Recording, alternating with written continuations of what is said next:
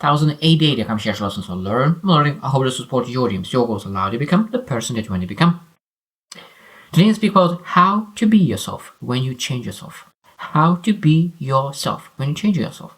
This is a beautiful topic, and today I will not share my lesson. Probably it's more like I will share my thoughts towards that. Because I think that I still need to learn. This is a topic that I just figured out that I think this is a very, very powerful topic. How to be yourself when you change yourself. Now, the number one rule is that we need to understand that we change ourselves not because we don't like ourselves.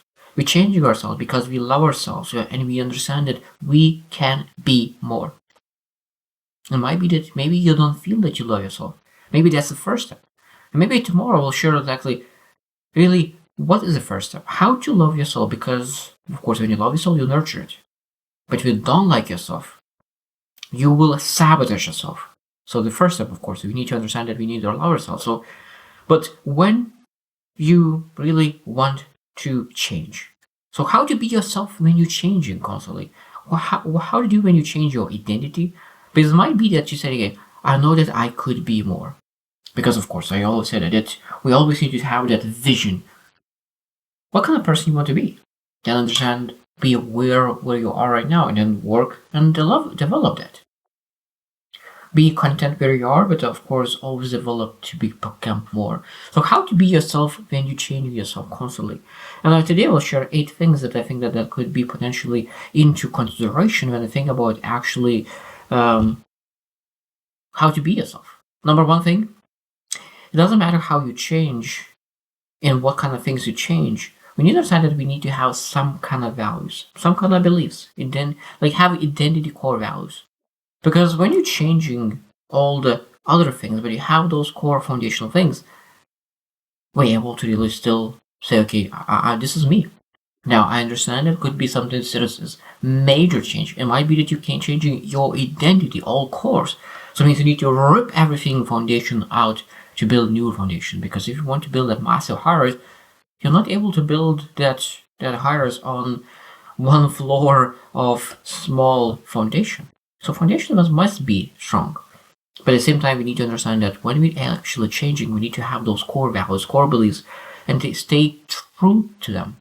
That means if you're changing, you still need to really have those core values that you have fall onto. That means, of course, that when we really change, when we improve, how to be yourself is by really having those values. Because when you make decisions based on those values, people know, okay, this is he, this is that person. Number 2 is embrace change as part of your authenticity. So that means that we need to accept that change is natural. Change is natural. A lot of times people are afraid of change. It seems that it's some people supposed to change, but not you. Some people change, but not you. No, that's change. Every single person is supposed to change, and we changing by automatic. But the thing when we're able to be willing to change manually, of course, that is much more authentic. That we're able to make that change more authentic. And I guess be able to see that change as part of being able to express ourselves much better. So that we're able to learn new skills, we're able to develop our skills, we're able to develop communication, and because we develop ourselves, we're able to communicate better, so we're able to articulate our authenticity, true selves in a better way. Number 3 is self-reflection and awareness. So that means when you change yourself, and you want to be yourself, so it means you always need to reflect and be aware. So, okay, this is how much I changed. This is where I was. This is where I am right now. So awareness and reflection is always very, very important, because when you experience something and then you reflect on that experience, you're able to really see a better picture of you. Now, of course, I say that this experience leads to one thing, but I don't want to have that kind of experience again. And what kind of behavior lead to that kind of experience? And be able to change those behaviors that really. And of course, why I had those behaviors. So we're able to really ask a lot of questions just to really reflect on and really change that. And really, we need to really be always mindful about our thoughts, our feelings, and what kind of thoughts we would love to have, what kind of feelings we would love to have, just to make sure that we're able to adjust and be true to ourselves. Because feelings and emotions a lot of times is liars. And exactly what do you want to feel? What kind of emotion you want to feel? What is true to you? And of course, working and changing to become that person. Number 4 is stay open to new possibilities. And this is very beautiful. That means a lot of times I think that we need to really accept that there's a lot of things possible for us. Possible. That means that when we want to be true to ourselves, a lot of times I think that we sabotage ourselves. So it means we can pursue much, much more, but because sabotage, we don't see those possibilities, who we are, who we're supposed to be, because sometimes we allow other people to dictate our vision of ourselves. So other people think something of us, and we believe that other people are right. And I think that one of the worst mistakes when we change ourselves, we start to believe that other people. We need to be very, very careful to really start to believe what other people say about you. And of course, we need to really be open, adapt and grow into our possibilities. Number 5 is balance consistency with flexibility. And that's a beautiful thing. So it means we need to really maintain those core values, core beliefs, those things of an identity, those foundational things that really matters. But of course, we're able to adjust all other things. So it means that, of course, that we're able to change the windows. When we have a house, we're able to change everything around. But the core foundation is still there. So we need to be flexible regarding like a vision as well. So we have a consistent vision, but flexible paths. Consistent vision and flexible paths. So that's exactly what change. We're able to really say, okay, what do I want to become? So I have that consistent vision, but I'm changing the paths if needed. So be able to be flexible. Number 6 is seek support and feedback. This is one of the most important, but at the same time one of the most dangerous. And why is that? Why is it so important? Because I understand that when you actually get the best person, coach, mentor, give you a feedback, that could be a massive, massive value.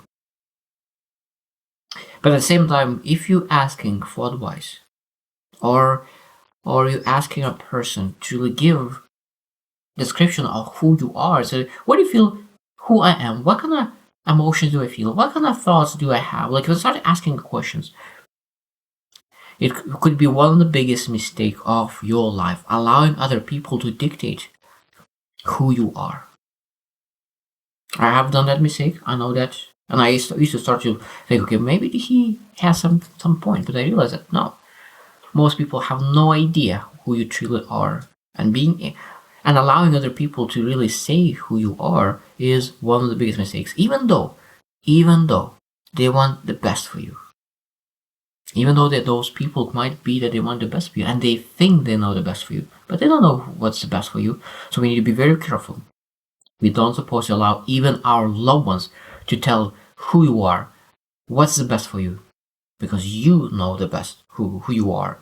And a lot of times when we performing at the worst, and people start accepting that this is who you are, this is not who you are, this is just behavior that they had for the last couple of months.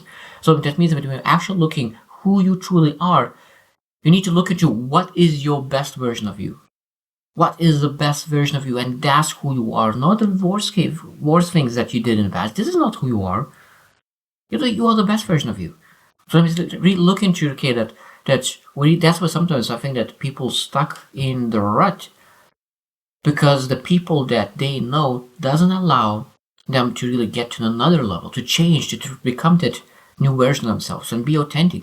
So that's, I always say that sometimes when you really need to maybe even transform the foundational parts, when you need to change the foundational things, better is just to go outside and not communicate with anybody that you know. Because sometimes when you speak with somebody that you know, they could bring you back to where you used to be. So that means you go outside of the circle, spend with other people, really communicate the way how you love to be. This is who I am right now, and see how other people communicate back with you, and then you can ask, like, what do you feel who I am? So strangers, when you implement new changes, new you, what do they say who you are? And of course, I think that you always will be surprised that when you actually live the way that feels authentic to you. Even though that maybe you never done before. People will accept it, that this is who you are, and they'll think that you've been this way all your life. I think that's why it's very important to really, when you really want to change significantly, sometimes just walking away of the circle is very, very important.